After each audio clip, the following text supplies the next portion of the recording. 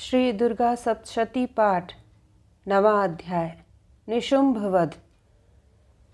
मैं अर्धनारीश्वर के श्री विग्रह की निरंतर शरण लेती हूँ।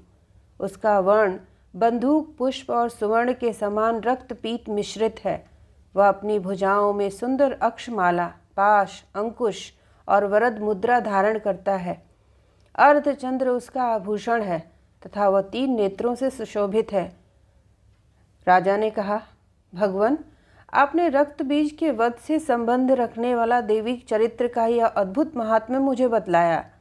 अब रक्त बीज के मारे जाने पर अत्यंत क्रोध में भरे हुए शुंभ और निशुंभ ने जो कर्म किया उसे मैं सुनना चाहता हूँ।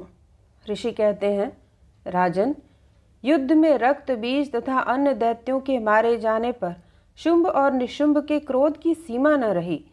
अपनी विशाल सेना इस प्रकार मारी जाती देख निशुंभ अमर्ष में भरकर देवी की ओर दौड़ा। उसके साथ असुरों की प्रधान सेना थी। उसके आगे पीछे पार्श्व भाग में बड़े बड़े असुर थे जो क्रोध से होठ चबाते हुए देवी को मार डालने के लिए आए। महापराक्रमी शुंभ भी अपनी सेना के साथ मात्र गणों से युद्ध करके क्रोधवश चंडिका को मारने के लिए आ पहुंचा। तब देवी के साथ शुंभ और निशुंभ का घोर संग्राम छिड़ गया। वे दोनों दैत्य मेघों की भांति बाणों की भयंकर वृष्टि कर रहे थे। उन दोनों के चलाए हुए बाणों को चंडिका ने अपने बाणों के समूह से तुरंत काट डाला और शस्त्र समूहों की वर्षा करके उन दोनों दैत्यपतियों के अंगों में भी चोट पहुंचाई। निशुंभ ने तीखी तलवार और चमकती हुई ढाल लेकर देवी के श्रेष्ठ वाहन सिंह के मस्तक पर प्रहार किया। अपने वाहन को चोट पहुंचने पर देवी ने शूरप्र नामक बाण से निशुंभ की श्रेष्ठ तलवार तुरंत ही काट डाली और उसकी ढाल को भी, जिसमें 8 चांद जड़े थे, खंड खंड कर दिया। ढाल और तलवार के कट जाने पर उस असुर ने शक्ति चलाई, किंतु सामने आने पर देवी ने चक्र से उसके भी 2 टुकड़े कर दिए। अब तो निशुंभ क्रोध से जल उठा और उस दानव ने देवी को मारने के लिए शूल उठाया, किंतु देवी ने समीप आने पर उसे भी मुक्के से मारकर चूर्ण कर दिया। तब उसने गदा घुमाकर चंडी के ऊपर चलाया, परंतु वह भी देवी के त्रिशूल से कटकर भस्म हो गई। तदंतर दैत्यराज निशुंभ को फरसा हाथ में लेकर आते देख देवी ने बाण समूहों से घायल कर धरती पर सुला दिया। उस भयंकर महापराक्रमी भाई निशुंभ के धराशायी हो जाने पर शुंभ को बड़ा क्रोध हुआ और अंबिका का वध करने के लिए वह आगे बढ़ा। रथ पर बैठे बैठे ही उत्तम आयुधों से सुशोभित अपनी बड़ी बड़ी 8 अनुपम भुजाओं से समूचे आकाश को ढककर वह अद्भुत शोभा पाने लगा। उसे आते देख देवी ने शंख बजाया और धनुष की प्रत्यंचा का भी अत्यंत दुस्सह शब्द किया। साथ ही अपने घंटे के शब्द से, जो समस्त दैत्य सैनिकों का तेज नष्ट करने वाला था, संपूर्ण दिशाओं को व्याप्त कर दिया। तदंतर सिंह ने भी अपनी दहाड़ से, जिसे सुनकर बड़े बड़े गजराजों का महान मद दूर हो जाता था, आकाश, पृथ्वी और 10 दिशाओं को गुजा दिया। फिर काली ने आकाश में उछलकर अपने दोनों हाथों से पृथ्वी पर आघात किया। उससे ऐसा भयंकर शब्द हुआ जिससे पहले के सभी शब्द शांत हो गए। तत्पश्चात शिवदूती ने दैत्यों के लिए अमंगलजनक अट्टहास किया। इन शब्दों को सुनकर समस्त असुर थर्रा उठे, किंतु शुंभ को बड़ा क्रोध हुआ। उस समय देवी ने जब शुंभ को लक्ष्य करके कहा, ओ दुरात्मन, खड़ा रह, खड़ा रह, तभी आकाश में खड़े हुए देवता बोल उठे, जय हो, जय हो। शुंभ ने वहां आकर ज्वालाओं से युक्त अत्यंत भयानक शक्ति चलाई। अग्निमय पर्वत के समान आती हुई शक्ति को देवी ने बड़े भारी लूके से दूर हटा दिया। उस समय शुंभ के सिंहनाद से तीनों लोग गूंज उठे।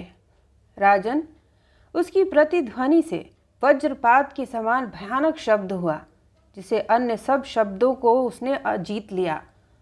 शुंभ के चलाए हुए बाणों के देवी ने और भी देवी के चलाए हुए बाणों के शुंभ ने अपने भयंकर बाणों द्वारा सैकड़ों और हजारों टुकड़े कर दिए।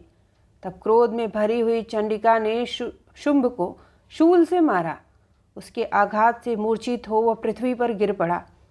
इतने में ही निशुंभ को चेतना हुई और उसने धनुष हाथ में लेकर बाणों द्वारा देवी काली तथा सिंह को घायल कर डाला। फिर उस दैत्यराज ने 10,000 बाहें बनाकर चक्रों के प्रहार से चंडिका को आच्छादित कर दिया।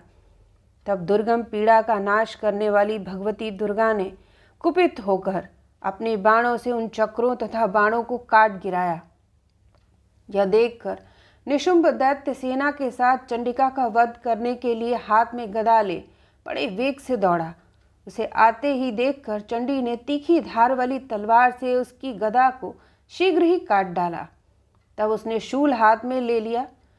देवताओं को पीड़ा देने वाले निशुंभ को शूल हाथ में लिए आते देख चंडिका ने वेग से चलाए हुए अपने शूल से उसकी छाती छेद डाली।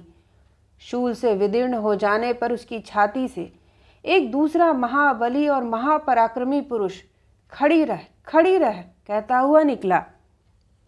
उस निकलते हुए पुरुष की बात सुनकर देवी ठठाकर हंस पड़ी और खड्ग से उन्होंने उसका मस्तक काट डाला। फिर तो वह पृथ्वी पर गिर पड़ा। तदंतर सिंह अपनी दाढ़ों से असुरों की गर्दन कुचलकर खाने लगा। यह बड़ा भयंकर दृश्य था। उधर काली तथा शिवदूती ने भी अन्यान्य दैत्यों का भक्षण आरंभ किया। कौमारी की शक्ति से विदीर्ण होकर कितने ही महादैत्य नष्ट हो गए। ब्रह्माणी के मंत्रपूत जल से निस्तेज होकर कितने ही भाग खड़े हुए। कितने ही दैत्य माहेश्वरी के त्रिशूल से छिन्न भिन्न हो धराशायी हो गए। वराही के थूथन के आघात से कितनों का पृथ्वी पर कचूमर निकल गया। वैष्णवी ने भी अपने चक्र से दानवों के टुकड़े टुकड़े कर डाले। इंद्री के हाथ से छूटे हुए वज्र से भी कितने ही प्राणों से हाथ धो बैठे। कुछ असुर नष्ट हो गए, कुछ उस महायुद्ध से भाग गए तथा कितने ही काली शिवदूती तथा सिंह के ग्रास बन गए। इस प्रकार श्री मार्कंडेय पुराण में सांवर्णिक मनवंतर की कथा के अंतर्गत देवी महात्म्य में निशुंभ वध नामक 9वां अध्याय पूरा हुआ। नमस्कार।